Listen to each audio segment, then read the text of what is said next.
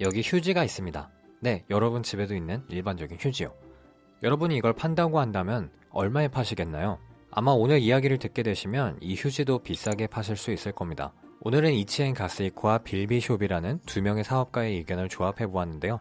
결론부터 말씀드리면 휴지를 생활비가 아니라 교재비, 여가비 등으로 지출하게 해야 된다는 것입니다. 생필품과 같은 단순 소비재는 저렴하면 저렴할수록 좋다는 생각을 하는 것이 사람들의 심리이기 때문에 우리가 판매하는 상품이나 서비스를 이용할 때 그 돈이 생활비 카테고리가 아니라 선물비, 교재비, 교육비, 여가비 등으로 옮겨야 가격 경쟁에서 탈출할 수가 있습니다.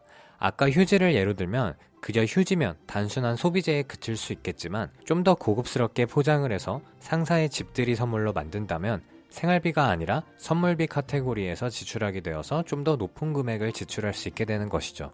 상품 자체만을 판매하는 것이 아니라 어떻게 하면 단순한 소비재에서 벗어날 수 있는지 아이디어를 개발하는 것입니다. 이 노력이 필요한 이유는 소비재의 이유는 계속 줄고 있기 때문입니다. 소비재는 소비자가 보기에 파는 사람이 누구든 똑같아 보이는 물건이나 서비스를 말합니다. 우리는 휴지를 구입할 때 누가 만든 것인지 신경 쓰지 않죠. 경쟁자가 팔고 있는 것과 똑같은 제품이나 서비스를 팔기 때문에 경쟁에서 이기기 위한 전략은 가격을 낮추는 것밖에 없습니다. 그러다 보면 서로 가격을 낮추게 되어서 이윤이 점차 줄게 되죠.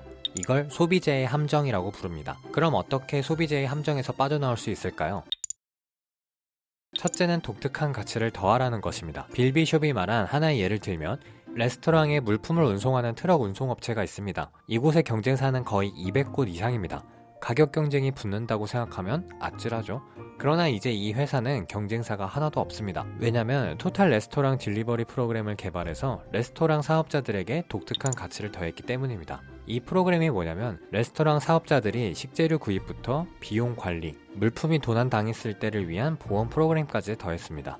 이제 단순 운송업체가 아니게 된 것이죠. 이런 프로그램을 만들다 보니 이제는 경쟁사들도 그 프로그램을 써서 우리의 고객이 되었습니다. 경쟁사가 많다는 것을 기회로 삼은 것이죠. 둘째는 상류로 올라가라는 것입니다. 이번엔 이치엔 가스이코가 말한 예를 들어보자면 여러분이 홈페이지 제작 업무를 맡고 있다고 가정해보겠습니다. 단순히 고객이 요청하는 홈페이지를 제작해 납품하는 일을 하고 있다면 경쟁사는 셀 수 없이 많겠죠? 이때 눈을 상류로 돌리는 전략이 필요합니다. 애초에 의뢰한 고객이 무엇 때문에 홈페이지를 제작하려고 했는지 생각해보는 것이죠. 만약 채용 때문이라면 채용 컨설팅이나 채용을 직접 대행하는 등 그 목적을 지원하는 영역으로 비즈니스를 확장할 수 있게 됩니다. 그렇게 하나의 패키지를 만들게 되면 단가도 올라갈 수 있는 것이죠. 또 다른 예로 소개팅을 목적으로 옷을 구입하는 사람에게 단순히 옷을 판매하는 것이 아니라 채용에 맞는 코디 컨설팅이나 소개팅 장소까지 컨설팅 해주는 것도 방법일 수 있겠죠.